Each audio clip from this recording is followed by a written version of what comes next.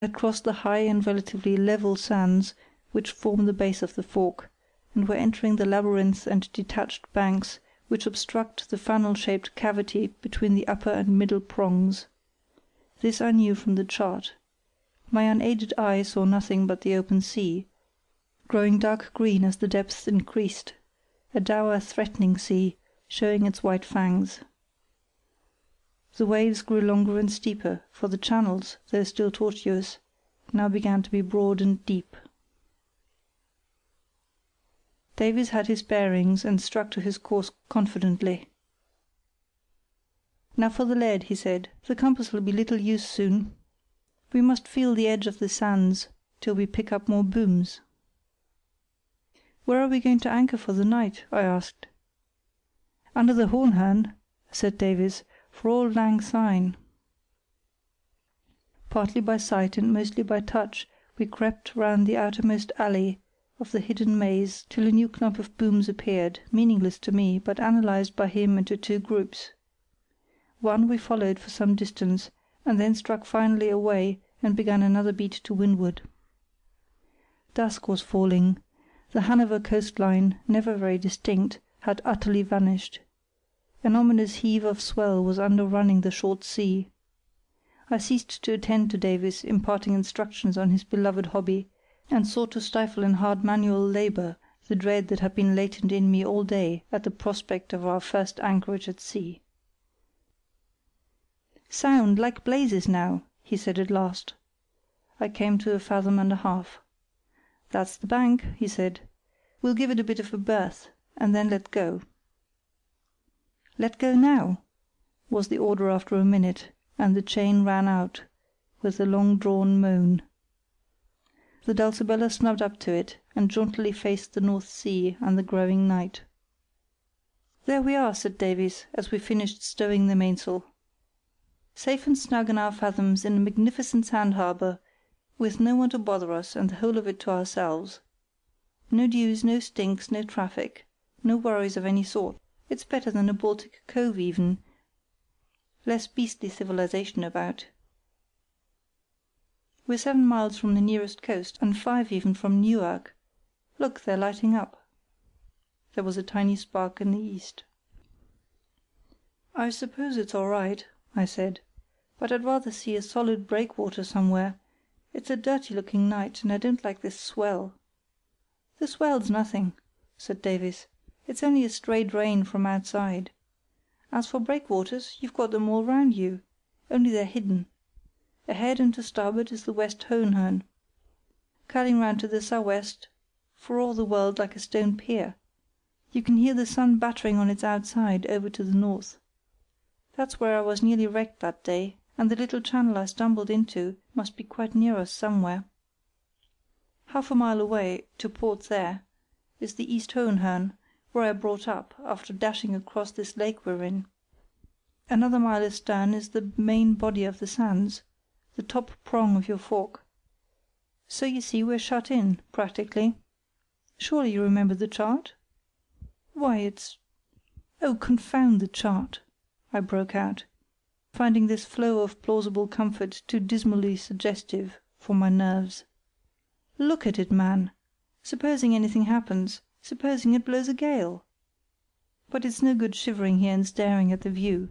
I'm going below." There was a mauvais quart d'heure below, during which, I am ashamed to say, I forgot the quest. "Which soup do you feel inclined for?" said Davies, timidly, after a black silence of some minutes. That simple remark, more eloquent of security than 1,000 technical arguments, saved the situation.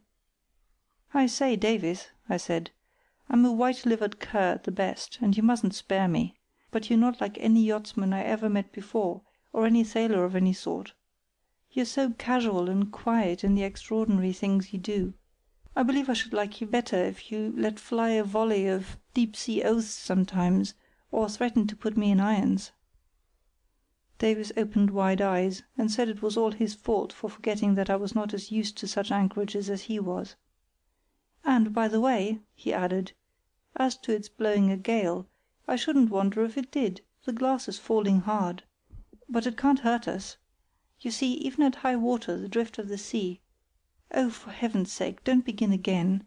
You'll prove soon that we're safer here than in a hotel. Let's have dinner, and a thundering good one."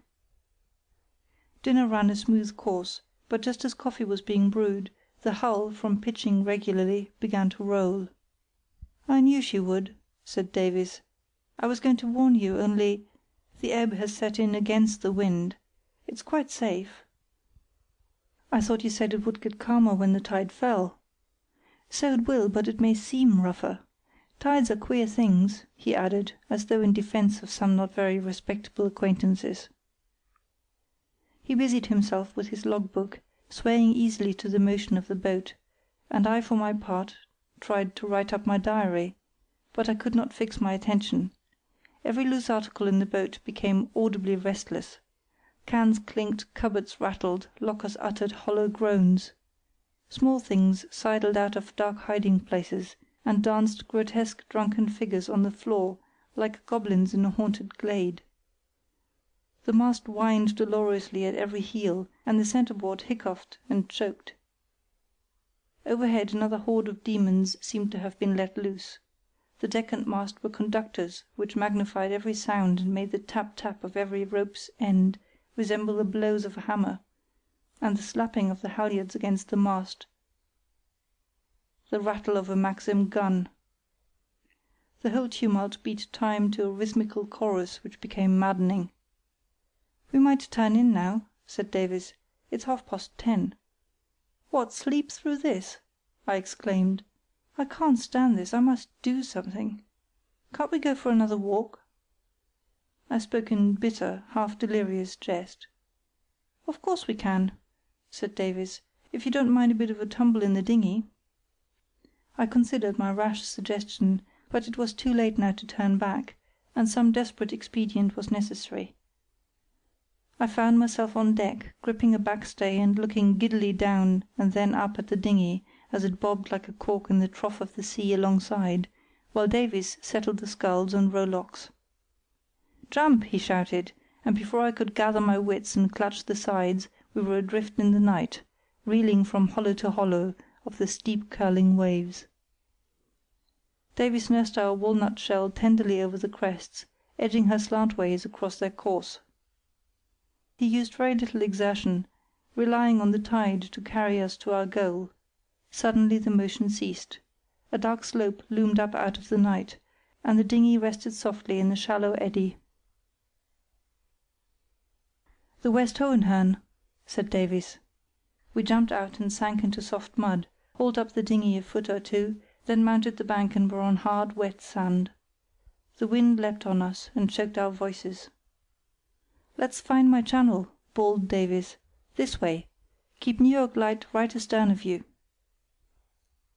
We set off with a long stooping stride in the teeth of the wind, and straight towards the roar of the breakers on the farther side of the sand. A line of Matthew Arnold's "The Naked Shingles in the World" was running in my head. 7 miles from land, I thought, scuttling like sea birds on a transient islet of sand, encircled by rushing tides and hammered by ocean, at midnight in a rising gale. Cut off even from our one dubious refuge. It was the time, if ever, to conquer weakness. A mad gaiety surged through me as I drank the wind and pressed forward. It seemed but a minute or two and Davies clutched me. "Look out!" he shouted. "It's my channel." The ground sloped down, and a rushing river glimmered before us. We struck off at a tangent and followed its course to the north, stumbling in muddy rifts, sleeping on seaweed, beginning to be blinded by a fine salt spray, and deafened by the thunder of the ocean surf. The river broadened, whitened, roughened, gathered itself for the shock, was shattered and dissolved in milky gloom. We wheeled away to the right and splashed into yeasty froth. I turned my back to the wind, scooped the brine out of my eyes, faced back and saw that our path was barred by a welter of surf. Davies's voice was in my ear, and his arm was pointing seaward. "This is about where I bumped first. Worse than nor'west wind. This is nothing. Let's go right round.